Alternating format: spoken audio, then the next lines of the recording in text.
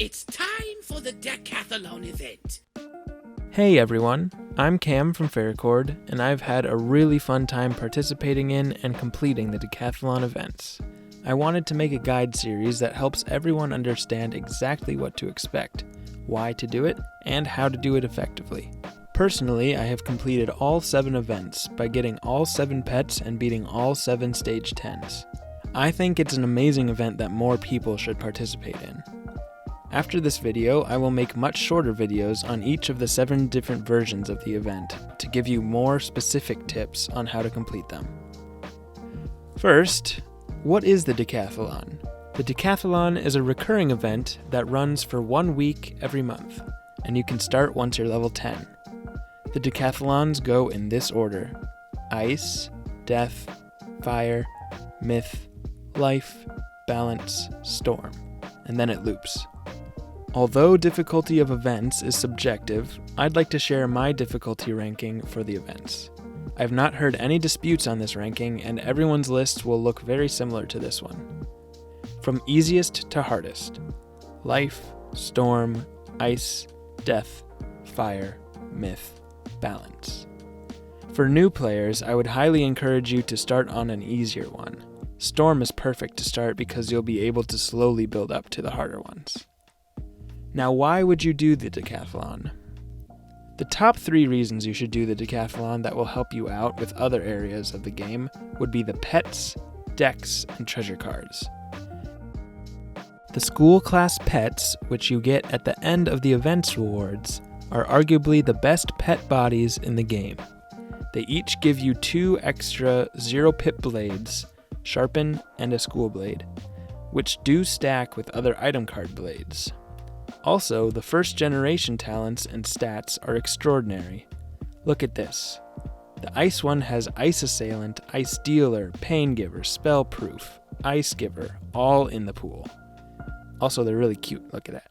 It is impossible to obtain these pets through hatching if you don't already have one, so to make one of these, you must do the event.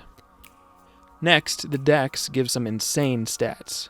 Although they have the restriction of only being able to use the sideboard and item cards, they give extra pips, a bunch of damage, a ton of flat resist to the opposite school, and extra sockets depending on what level deck you have.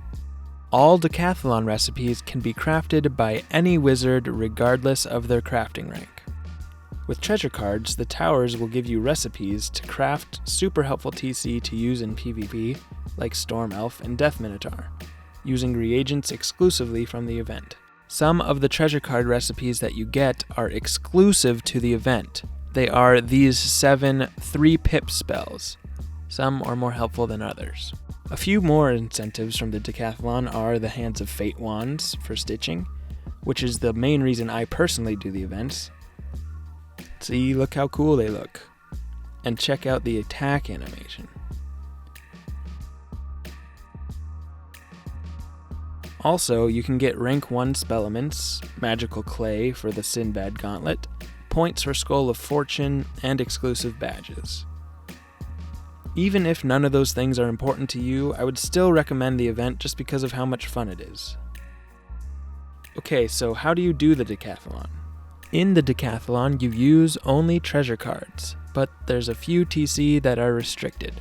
You can't use pre-enchanted spells, polymorphs, or monstrology summons, but all others are okay. Another restriction is you also can't use elixirs or henchmen. You cannot refill your deck or heal in between floors, so once you enter, that's what you've got. For stats, you cannot use stats from any gear except your deck.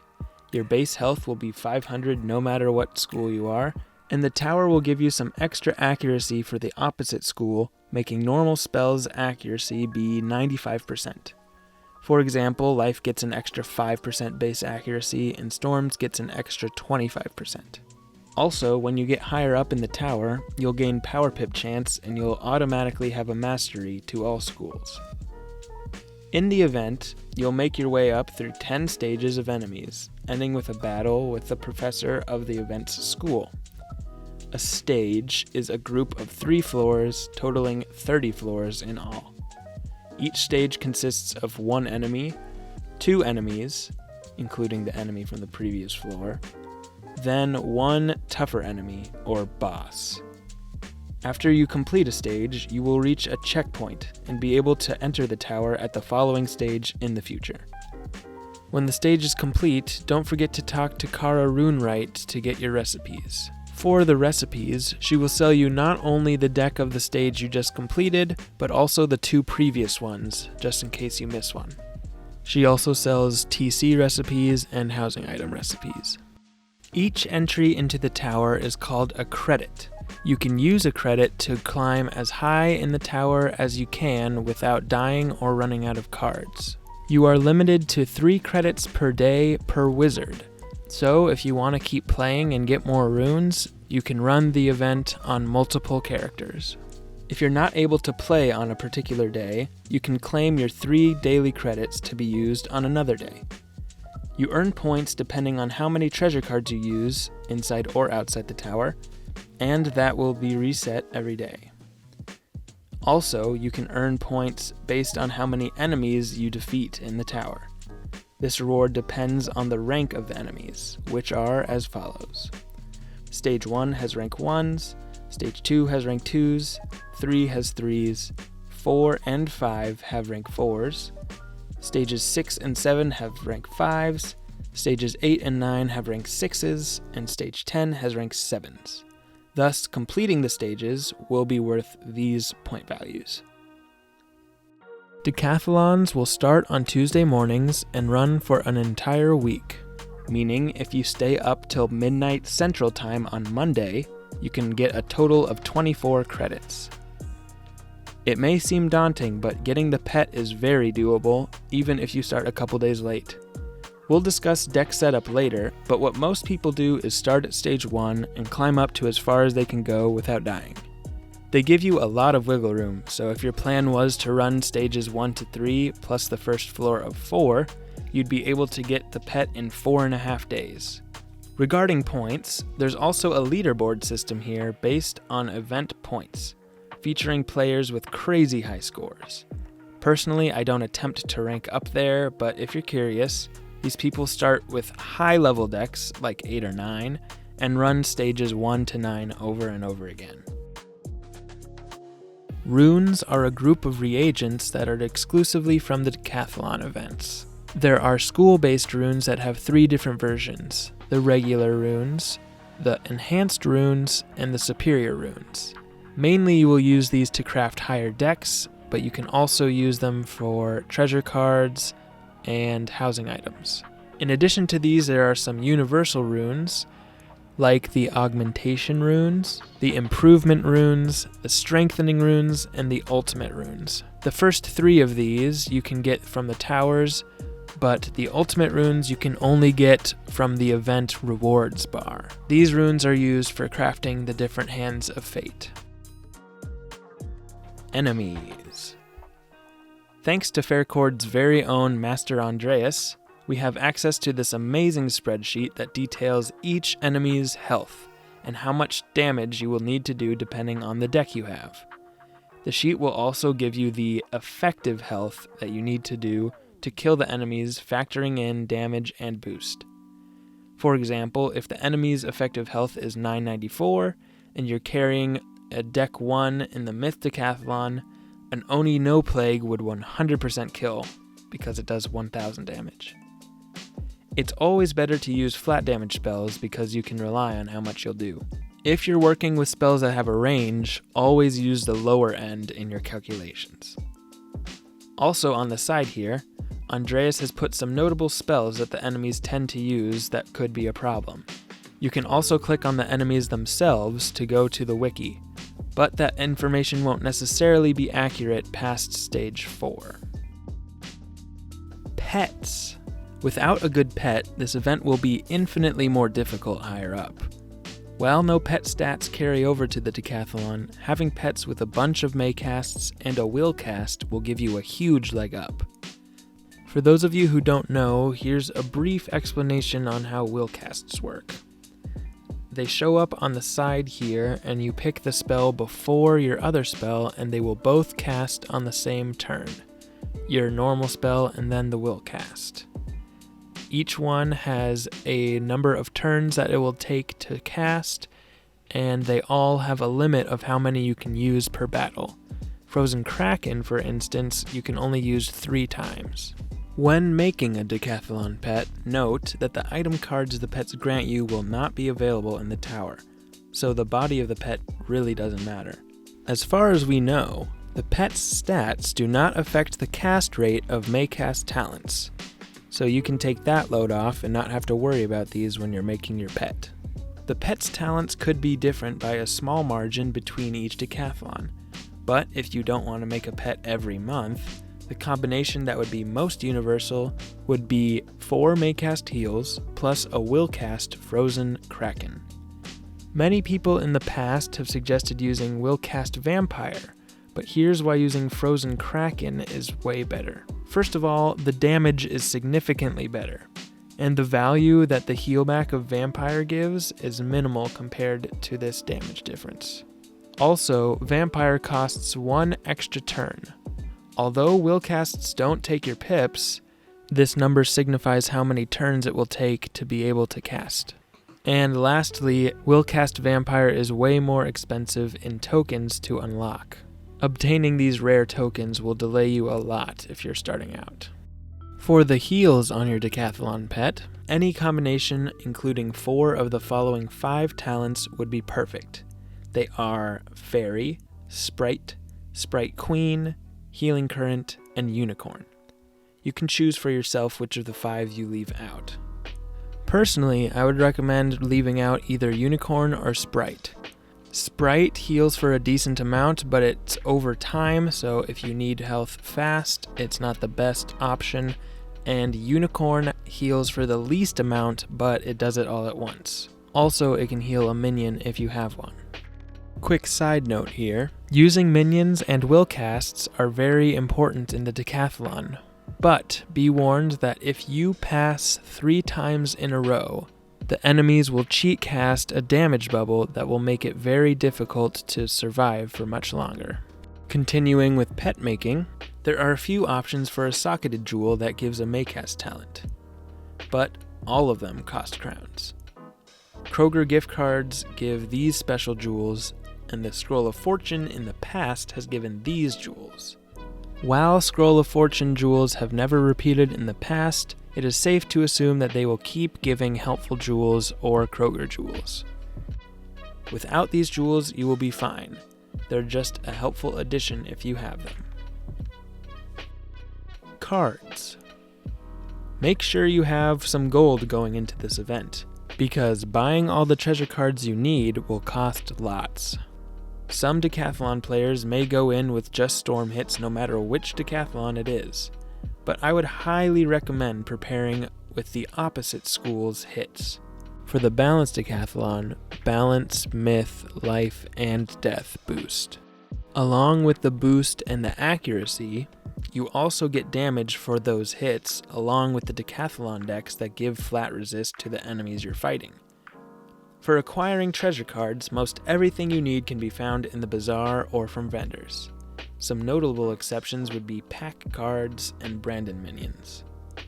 I would not recommend opening packs for treasure cards specifically, but if you happen to be opening packs for other reasons, they can drop some helpful treasure cards that cannot be auctioned. The Road Warriors pack drops helpful minions and school fuel cards that can't be used in PvP, but they could be very useful in Deckathalon. The Hand of Doom pack gives these amazing minions.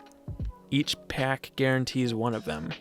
However, I'd strongly advise against buying them since the minions are auctionable and tradable.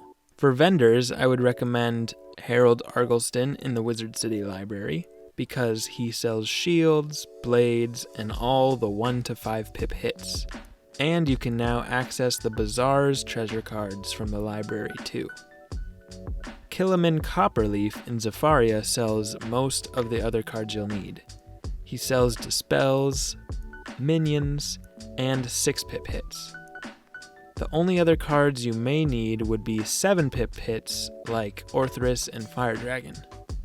I use the Arcanum guy, Fitsum, because he's closest, but you can get them also from Una Moondancer in Chrysalis or Lamat Snake Ink in Azteca. Brandon TC are possibly the most important treasure cards to have if you plan on climbing to the top of the tower. They are 5 pip, very powerful minions for each school. They can use great high rank spells and can even critical on the enemies. Here's how to get them. If you've never gotten a Brandon before, you must be at least level 105 and accept the side quest in Forlorn Tag Polaris from Brandon himself. Upon accepting this, you will get one of each Brandon instantly. If you want any more, you'll have to do this quest. It takes you to a sigil on the left of Malistair's lair and holds a very difficult boss. While possible to solo with the proper setup, I recommend finding a team of 4 to farm him. The amazing thing about this fight is you're guaranteed to get a Brandon TC every single run. I have never heard of anyone getting more than one, but you'll be able to amass a bunch of these if you farm a lot. I recommend farming this while the Deckathalon is not running so you can make the most out of your time. For the other treasure cards, I have made sheets that look like this to help you find out what you need. You can technically do well in the event using only vendor TC, but if you want to leg up to avoid as many issues as possible, you should plan ahead and stock up on some Bazaar TC. I can almost guarantee that next to nothing on these lists will be available in the Bazaar when the event is actually running, so you have to plan ahead. These detail every possible spell that's superior to vendor TC. It is not necessarily my suggestions for what you should use. Spells like Redatasker's Spin are much too valuable to use here, although if you wanted to, they would help. I've coordinated it by background color. Green ones are treasure cards that are very common to find in the Bazaar and are much better than the vendor TC. For example, you can always find a bunch of 9 and 10 pip spells away from Deckathalon time, and they have way more base damage than any vendor spells.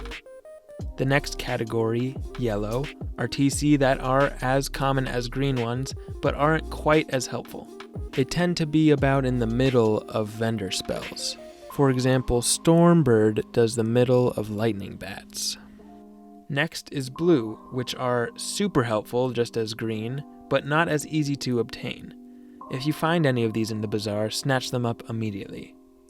Lastly, the red category are difficult to obtain and not super helpful. I tend to stay away from these since they're more trouble than they're worth, but if you happen to have some, they can help. Decks. Before I get into the deck setup, let's talk about the deck itself. If your wizard is around level 10, you should use 10 treasure cards outside of the tower first to obtain the level 1 deck and use that. When starting out, if you're around level 60, you should be using a deck that has more sideboard space. Then, once you've played a little bit and you get deck 2, you should switch to using that. If your wizard is 95 or above, and you have a deck that gives you an extra pip to start, then you should use that deck until you get Deckathalon deck 3. The most common question I get from people starting out in the Deckathalon is something like, what's the best deck setup to run stages 1 through 2? And I always say it depends on a lot, like your pet, your deck, and what cards you have. So, I'm going to teach you the best way to come up with your own deck setup. It gets very math heavy, but Andreas has done most of the work for us in this spreadsheet. If you scroll down past the enemies part, you can see calculations using the most commonly used spells based off my treasure card guides. He's calculated how much each spell will do with blades, traps, and any other buffs you can use. This, paired with the effective health above, is all you'll need. When setting up your deck, the way to go about it would be to calculate how much damage you need to do to each enemy and pack only what's necessary to kill them. However, if you're dealing with more complicated enemies that can earthquake or weakness, for example, you may need to adjust your deck to compensate for those kinds of setbacks. I will explain exactly what you need in the school-specific videos. After you've filled it with enough hits and buffs, you can pack a couple heals or more depending on what pet you're working with. Then fill the rest with shields. And that's all for this installment of the Deckathalon Guide. I know I didn't get to everything, so if you have any questions, feel free to leave a comment down below or join the Discord. There's a lot of people there, including myself, who are always willing to help. I will be posting the new videos detailing the specifics of each event as they approach, so make sure to check those out. Thanks for watching.